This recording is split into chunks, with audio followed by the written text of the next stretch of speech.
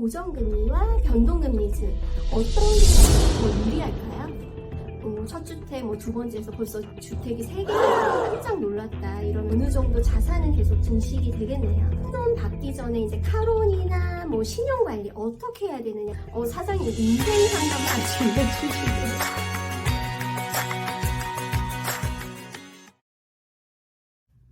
안녕하세요. 미래프로퍼티 그룹 구독자 여러분 반갑습니다. 미래프로퍼티 그룹 대표 이설아입니다. 2020년, 21년 이제 부동산 시장이 사실 이제 고공행진, 사실 이제 호주 28년 만에 최고치 이렇게까지도 얘기했는데, 사실 주택 가격 상승으로 인해 많은 고객님들께서 주택 가격이 오른 만큼 사실 두 번째, 세 번째 투자도 많이를 하고 계세요. 그래서 저희가 알고 있기로는 이제 에쿼티를 통해 융자를 받는다. 이렇게 알고 있는데, 이제 자세하게 이제 에쿼티를 통해 어떻게 융자를 받을 수 있는지 조금 설명 부탁드릴게요. 쉬운 예를 들어드리면은 젊은 커플이 집을 이제 어렵게 한 채를 샀는데 몇 년 지나서 집을 또 샀어요. 근데 네. 이 친구들은 돈을 그렇게 많이 벌지도 않고 딱히 이제 로또로 받거나 부모님이 물려준 재산도 없는데 어떻게 해서 집을 두 채, 세 채를 살 수 있지? 예를 들어 설명을 드리면은 집을 80만 불 주고 이제 샀어요. 융자를 80% 빌리고 디파짓 20%를 해서 집을 샀어요. 2019년 집을 사면은 대략 통상적으로 시드니 근교에 아파트 혹은 조그만 하우스를 샀을 경우에 지금 대략 한 100만 불 정도 해요. 그러면 집값이 20만 불이 오르면은 은행에서는 집값 상승분에서 대략 80% 정도를 현금으로 캐시아웃을 해줘요. 네. 그러면은 이제 실제로 아기를 낳고 생활하다 보면은 돈은 많이 못 모으지만 2, 3년 사이에 16만 불 정도의 여유 자금이 생기는 거죠. 에쿼티를 쓰기 위해서는 기본적으로 이제 수입이 증가되는 것도 이제 같이 이제 벌어져야 되긴 하지만 대부분 이제 30대인 경우에는 직장을 다니거나 사업을 하거나 통상적으로 40대 초반까지는 수입이 늘기 때문에 자연스럽게 그 에쿼티를 꺼낼 수 있는 여력이 생기는 거죠. 네. 그러면 이제 그 개개인의 이제 라이프 스타일에 맞게 이제 파이낸스도 같이 따라가면서 준비가 되면은 좋을 것 같네요.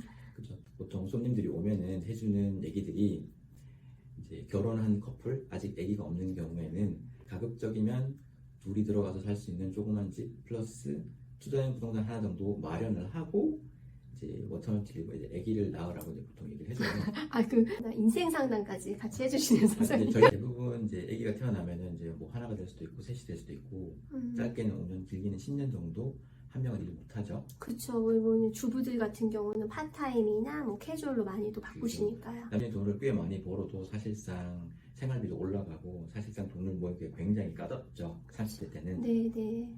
그러면은 시간이 좀 흘러서 5년, 10년 지나고 아기들이 좀 크고 부인이 일을 다시 시작하고 남편은 대략 이제 40대 전후면 이제 인컴이 피크인 거죠. 커리어에서. 네.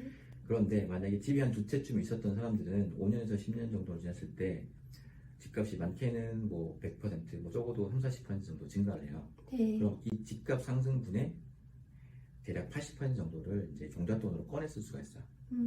신혼부부 때 이렇게 조금 구매를 해놓으신 분들 같은 경우는 인컴이 주는 상황이 있어도 어느 정도 자산은 계속 증식이 되겠네요. 그죠. 실질적으로 현금 흐름은 타이트하고 생활비로 사실상 다 쓴다고 하더라도 어쨌거나 투자되어 있는 부동산들이 가격이 올라주면서 본인이 실질적으로 여력이 생기고 캐시플로에 여유가 생겼을 때 투자할 수 있는 여력이 생기는 거죠. 그러면 사장님 지금 이자율이 상승되는 시점인데 이 시점에서 에쿼티를 통한 투자용 주택 어떻게 현명하다고 생각을 하시나요?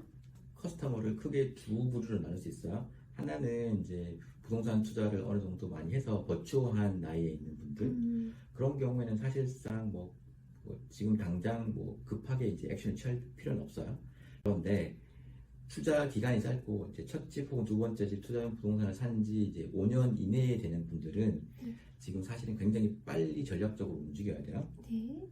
아까 예를 들어서 80만 불짜리 집을 사서 집값이 100만 불이 됐어요. 네. 그러면은 지금 사실상 올해 3, 4월 정도가 이제 이번 사이클의 피크였어요. 네. 그리고 실제로 지금 5월, 6월 달 데이터를 보면은 집값이 조금씩 빠지고 있어요. 네. 그러면은 은행 가면은 이제 80만 불짜리 집이 100만 불이 되면서 16만 불 에쿼티를 이제 꺼낼 수가 있는데 네. 만약에 지금 상황에서 지금 말씀하시죠. 그렇죠. 네. 근데 집값이 예를 들어서 앞으로 10에서 15% 정도 빠질 경우에는 내년 연말이 됐을 때 충분히 가능한 스토리예요. 네. 그러면은 지금은 가능한데 그때 가서는 꺼낼 수 있는 현금이 거의 없어져요. 아, 네. 그래서 지금 돈을 꺼내서 현금 확보를 하고 마켓이 바닥을 쳤을 때 이제 실탄을 확보하는 거죠. 그리고 투자 활동을 그때 이제 지금 그때 다시 시작을 할 수가 있는 거죠. 현재 상황을 전략적으로 활용을 하는 거죠. 그래서 최대한의 캐시아웃을 은행 감정가가 최대치를 이제 찍을 때 돈을 미리 가지고 잘 보관을 하고 있어야 되는 거죠. 네. 홈론 받기 전에 이제 카론이나 뭐 신용관리 어떻게 해야 돼? 캐주얼 잡이나 이런 것들은 론 받기가 힘든가요? 또 굉장히 대략적으로 한 50만 불 융자를 받을 시 어느 정도의 인컴이 필요?